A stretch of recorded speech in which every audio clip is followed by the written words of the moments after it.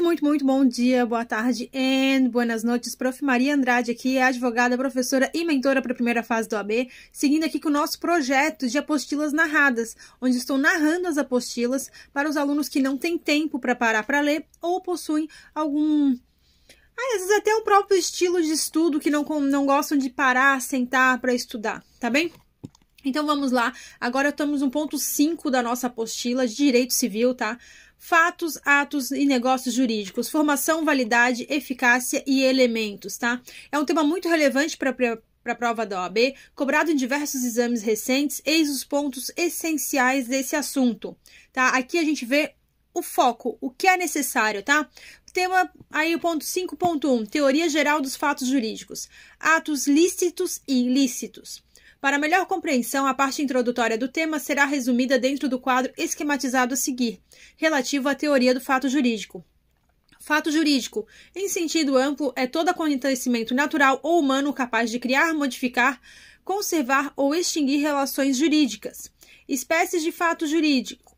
Fatos naturais ou fatos jurídicos stricto sensu não dependem do concurso da vontade humana. Exemplo, decurso do tempo, tempestividade, etc. Tempestade, etc. Fatos humanos ou atos jurídicos lato sensu. Sua decorrência se dá com o concurso da vontade humana. Por exemplo, contratos, testamento, protesto, etc.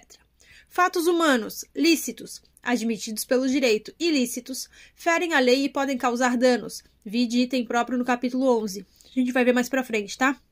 Na parte de teoria de responsabilidade civil. Espécies de ato lícito, atos jurídicos stricto sensu ou atos lícitos, artigo 185. Constitui manifestação da vontade sem conteúdo negocial. A parte realiza o ato, mas as consequências decorrem da lei. Por exemplo, fixação de domicílio, quitação, concentração, confissão, interpelação, protesto. Negócio jurídico, artigos 104 a 184. Manifestação de vontade que decorre da vontade das partes, cujos efeitos são aqueles pretendidos pelos negociantes, obedecidos critérios de princípios legais, por exemplo, testamentos e contratos. Ato, fato jurídico, doutrina. Ato humano cuja vontade não é relevante, pois é o fato, e não um ato, que goza de importância jurídica e eficácia social. Por exemplo, achado do tesouro, por acaso. Ato nulo socialmente aceito, compra realizada por criança. De fato, o negócio jurídico é um tema central e recorrente abordado nas provas da Ordem dos Advogados do Brasil, destacando-se por sua importância e complexidade dentro do direito civil. Esses conceitos-chave envolvem a análise de atos que produzem efeitos jurídicos desejados e acordados entre as partes, e sua correta compreensão é crucial para a formação de advogados competentes. A frequente cobrança deste tópico nas provas da OAB reflete não apenas sua relevância prática na atuação jurídica, mas também a necessidade de profundo entendimento sobre como as vontades individuais se transformam em acordos legalmente reconhecidos, englobando aspectos como condição de validade, defeitos do negócio jurídico e suas possíveis consequências na esfera legal. 5.2. Negócio jurídico. O conceito de negócio jurídico é fundamental para entender as transações e relações legais na sociedade. Ele se baseia na manifestação da vontade das partes envolvidas, que buscam criar, modificar ou extinguir direitos e obrigações de maneira lícita. A validação deste ato está condicionada à inexistência de vícios, como erro, dolo ou coação, conforme descrito nos artigos 138 a 184 do Código Civil. Além disso, mesmo que haja uma autonomia significativa das partes em estabelecer seus acordos, esses atos não são absolutos e devem respeitar as normas de ordem pública e os princípios constitucionais, especialmente aqueles que protegem a dignidade da pessoa humana. Isso implica que, por mais que a vontade das partes seja soberana, ela é limitada por essas normas superiores, garantindo que os negócios jurídicos não contrariem valores essenciais da sociedade. Exemplos práticos incluem contratos, testamentos e renúncias, onde a vontade precisa estar alinhada com a legalidade e a moralidade social. 5.2.1 Formação. O legislador não tratou diretamente da formação dos negócios jurídicos na parte geral, mas é possível adotar as regras previstas nas disposições gerais dos contratos, contidas nos artigos 427 a 435 do Código Civil. Dessa forma, vamos remeter ao tópico 9.2. Vocês verão daqui a pouco. Ponto 5.2.2. Planos da existência, elementos essenciais, validade e eficácia, elementos acidentais. Da análise dos elementos do negócio jurídico, extrai-se do Código Civil, a partir do artigo 104, o estudo do negócio jurídico dos planos de existência, onde se encontram os elementos essenciais ou estruturantes do negócio. Da validade, requisitos de regularidade dos elementos essenciais. E da eficácia, análise da produção de efeitos do negócio, caso se verifique a presença dos elementos acidentais. Eis o quadro esquemático. Existência. Elementos essenciais: agente, objeto, forma e vontade. Validade. Qualidades para ser válido: agente capaz e legitimado, objeto lícito, possível, determinado ou determinável, forma prescrita ou não defesa, manifestação de vontade, livre e de boa fé. Eficácia. Elementos acidentais. Condição. Artigos 131 a 130. Termo. Artigos 131 a 135. E encargo. Artigos 136 e 137, todos do Código Civil. O plano de eficácia do negócio jurídico presta-se à análise da produção de efeitos do negócio, caso se verifique a presença dos elementos acidentais. Diversos elementos acidentais interferem na eficácia do negócio jurídico. Como o registro e a tradição para a transmissão dos direitos reais, artigos 1226 e 1227 do Código Civil, ou a modificação do devedor para a eficácia do crédito, artigo 290 do Código Civil. No estudo do negócio jurídico, porém, o Código Civil trata de 3 elementos acidentais ou facultativos do plano de eficácia. A. Condição. Cláusula imposta pela vontade das partes que vincula os efeitos do negócio a um evento futuro incerto. Por exemplo, combinar a doação ao casamento dos donatários. Por se tratar de elemento que decorre da vontade das partes, o Código Civil não admite a existência de condição legal. Suspensiva.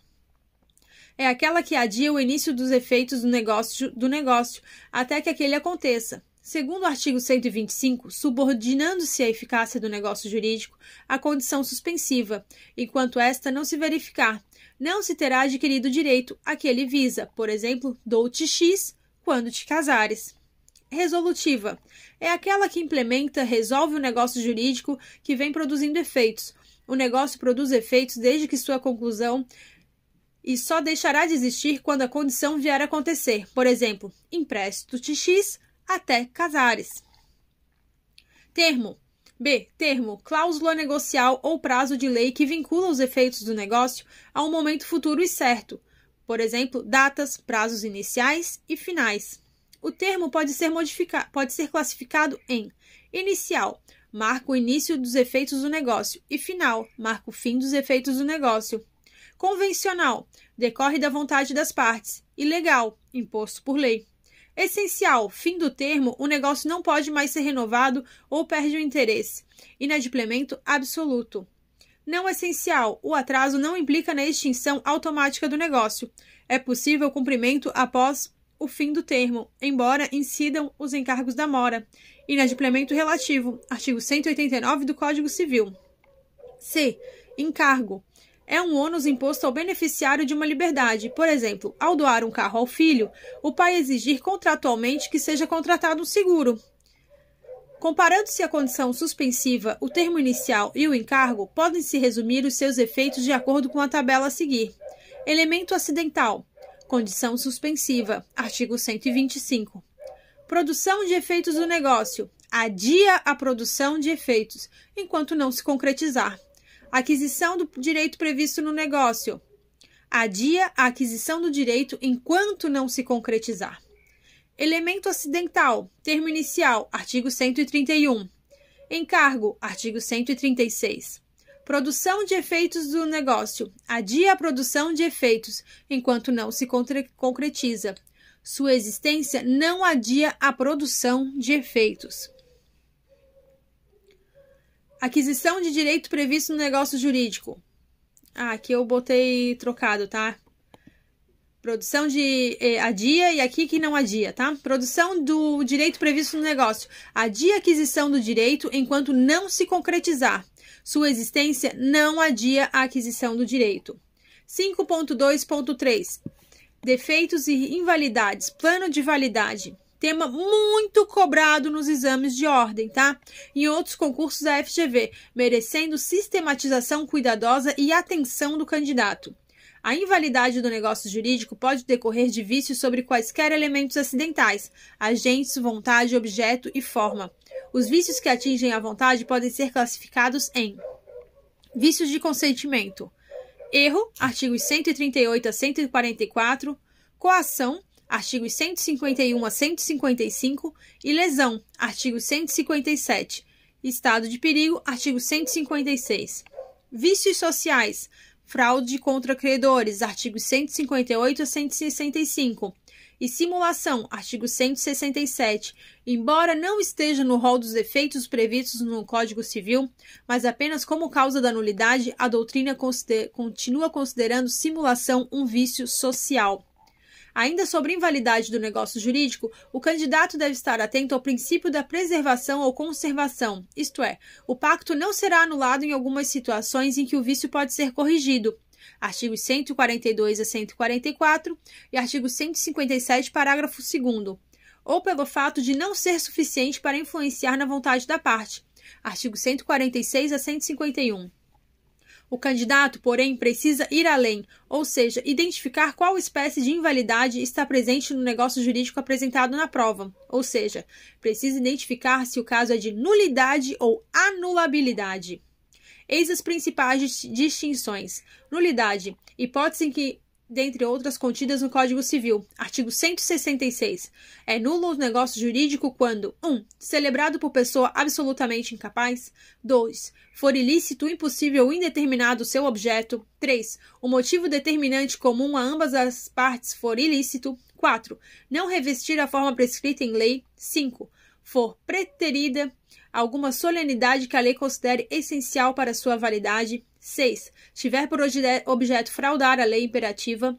7. A lei taxativamente a declarar nulo ou proibir-lhe a prática, sem combinar em sanção. Artigo 167. É nulo o negócio jurídico simulado, mas subsistirá o que se dissimulou, se válido for na sua substância e na forma. Parágrafo 1º. Haverá simulação nos negócios jurídicos quando 1. Aparentarem conferir ou transmitir direitos a pessoas diversas daquelas às quais realmente se conferem ou transmitem. Agora vamos. 2. Contiverem declaração, confissão, condição ou cláusula não verdadeira. 3. Os instrumentos particulares forem antedatados ou pós-datados. Parágrafo 2º. Ressalvam-se os direitos de terceiros de boa-fé em face dos contratantes do negócio simulado. Anulabilidade. Hipóteses, dentre outras contidas no Código Civil. Artigo 171. Além dos casos expressamente declarados na lei, é anulável o negócio jurídico. 1. Por incapacidade relativa do agente. 2. Por vício resultante do erro, dolo, coação, estado de perigo, lesão ou fraude contra credores. Ali, no ponto 1, por incapacidade relativa, nós temos uma observação, tá? Sempre importante relembrar que houve alteração do regime das incapacidades a partir do Estatuto da Pessoa com Deficiência, Lei 13.146, de 2015, razão pela qual esta questão pode ser explorada conjuntamente para saber se o negócio é nulo, absolutamente incapaz sem representante, ou anulável, relativamente incapaz sem assistente. Anulabilidade. Seguindo aqui. Nulidade. Principais distinções. Nulidade. Matéria de ordem pública que pode ser alegada pela parte, pelo Ministério Público ou mesmo de ofício pelo magistrado. Não pode ser suprimida pelo juízo ou convalidada pelas partes. Só é possível pela conversão. Ação de declaratória de nulidade, alegável a qualquer tempo, imprescritível, efeito erga omnes, além de se considerar que o negócio jamais produzirá efeitos. A anulabilidade. Matéria que afeta normalmente interesses particulares das partes, sendo passível de alegação apenas pelo prejudicado. Ressalvado o direito de terceiro, cabe confirmação do negócio pelas partes, artigos 172 e 173. Ação anulatória ou ação pauliana, para fraude. Prazos decadenciais, artigos 178 e 179. Efeitos interpartes, 177. até a sentença ex tunc 182, depois a decisão que determina a anulação. Repita-se que há um vício que atinge a vontade, que é a causa de nulidade, a simulação e outros 6 vícios que atingem a vontade e são causas de anulação, os chamados defeitos do negócio jurídico. Eis a análise dos defeitos do negócio jurídico de forma esquemática. Veremos no próximo vídeo, pois a nossa política aqui são vídeos de até 15 minutos, tá? Então já segue aqui na playlist para pegar a próxima parte da apostila.